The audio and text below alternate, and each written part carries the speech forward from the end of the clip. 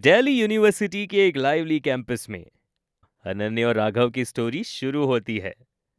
अनन्या एक बोल्ड और confident Gen Z girl, Instagram पे अपनी स्टाइलिश फोटोज और क्वर्की कैप्शंस के लिए फेमस थी। Raghav on the other hand एक इंट्रोवर्टेड म्यूजिशियन था, जो अपने गिटार और सोलफुल वॉइस से लोगों के दिल जीत लेता था। दोनों की पहली मुलाकात एक ग्रुप प्रोजेक्ट के लिए होती है। तुम प्रेजेंटेशन का डिजाइन संभालो और मैं डेटा मैनेज कर लूंगा, राघव ने अपने कैजुअल सीरियस टोन में कहा। कूल, बस प्रेजेंटेशन के एंड में थोड़ा फ्लैर डालने दो, मेरा स्टाइल है, अनन्या ने मिस्चीवियसली रिप्लाई किया। ग्रुप प्रोजेक्ट के बाद दोनों काफी बातें करने लगे। एक दिन राघव ने कैजुअली पूछा, तुम्हारी वो इंस्टाग्राम वाली फोटो वाटरफॉल के पास, वो सच में हुआ था या बस पोज था? अनन्या ने हंसते हुए जवाब दिया, थोड़ा सच, थोड़ा exaggeration. Instagram is all about vibes ना। धीरे धीरे दोनों की दोस्ती एक सिचुएशनशिप में बदलने लगी। न वो ऑफिशियली रिलेशनशिप में थे और ना ही सिर्फ दोस्ती तक लिमिटेड। राघव अनन्या की इंस्टा स्टोरीज देखकर उसकी लाइफ का हिस्सा बन रहा था, और अनन्या राघव के लिए कैजुअल नोट्स और प्लेलिस्ट बना रही थी। लेकिन क्लैरिटी काफी मिसिंग थी। एक रात अनन्या ने राघव के लिए एक थर्स्ट ट्रैप फोटो पोस्ट की, नियॉन लाइट्स के नीचे पोज करते हुए एक बोल्ड कैप्शन के साथ, glow different when you are your own vibe. Raghav का मन उस फोटो को लाइक करने और कुछ बोलने का कर रहा था, लेकिन वो अपने इमोशंस को दबाए बैठा रहा।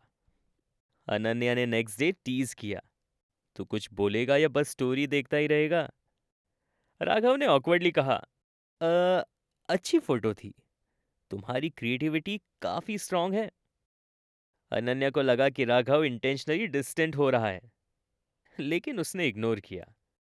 इस सिचुएशनशिप के बीच एक नए कैरेक्टर की एंट्री होती है, कबीर, जो अनन्या के डीएम में स्लाइड करता है।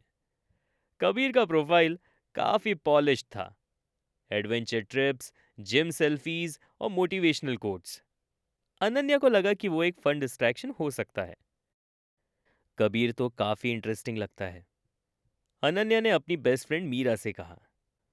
बस बस, केयरफुल हाँ, ऑनलाइन तो सब फेक हो सकते हैं, मीरा ने वार्न किया। अनन्या और कबीर की बातें बढ़ने लगी, लेकिन राघव को यह बात चुभने लगी थी। एक दिन अनन्या ने कैजुअली पूछा, कबीर काफी फनी है ना? तुम दोनों काफी डिफरेंट हो। राघव ने थोड़ा इरिटेटेड होते हुए कहा, हाँ हाँ, तुम्हें जो पसंद है वही ठीक होगा।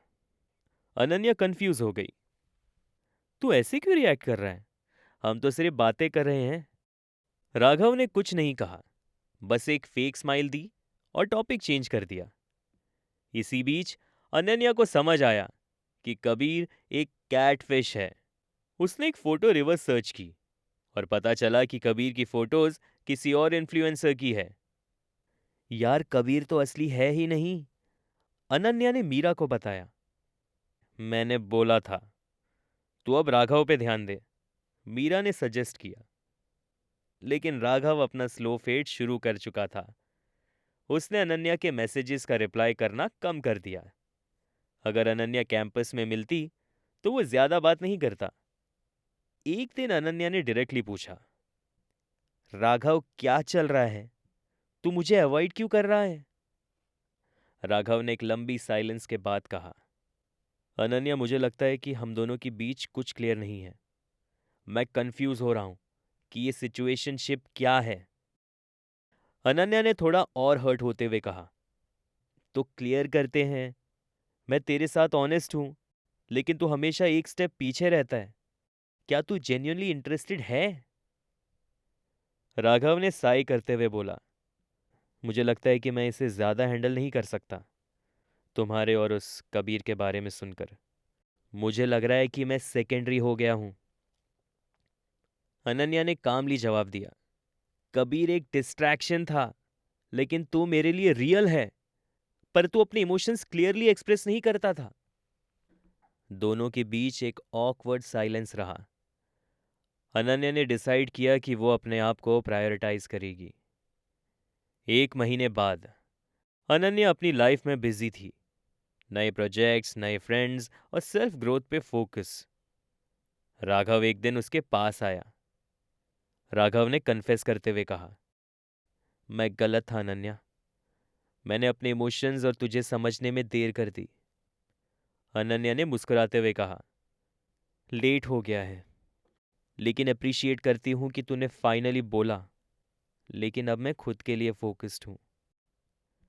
राघव ने नॉड किया और कहा, मैं विश करता हूं कि तू हमेशा खुश रहे।